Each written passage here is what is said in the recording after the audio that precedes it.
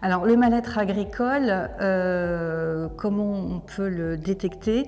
Ce sont des personnes qui sont un petit peu en laisser-aller, qui souffrent de solitude, qui abandonnent leur comptabilité, qui apportent un moindre soin à leurs animaux. Tout ça, ce sont des petites alertes qui nous disent que la personne est en mal-être. Alors il n'est pas très facile à détecter puisque c'est une population qui ne va pas aller demander de l'aide.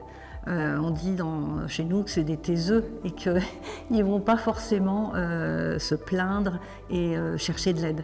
Néanmoins, il faut absolument ne pas se laisser envahir par les problèmes et plus tôt ils vont être repérés, plus tôt on va les aider, moins ils vont s'enfoncer en fait.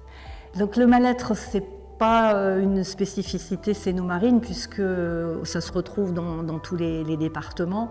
Il y a des départements là, actuellement qui sont très impactés comme la Gironde, le Nord-Pas-de-Calais. Néanmoins, c'est quand même, ça se retrouve aussi chez nous avec des disparités en fonction des territoires. Par exemple, le Pays de Bray est plus impacté que le Pays de Caux.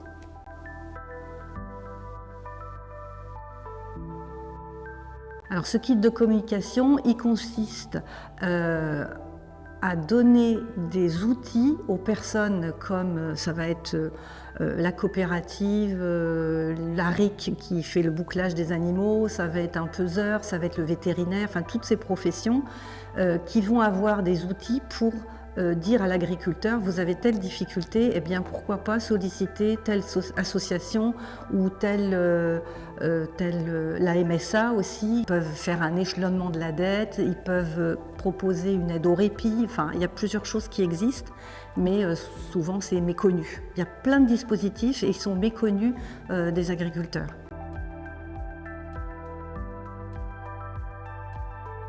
Le préfet est très attentif à cette problématique. La Chambre d'agriculture est très active et puis on sait travailler tous ensemble. On travaille main dans la main avec la MSA, la Chambre, les services de la préfecture, etc.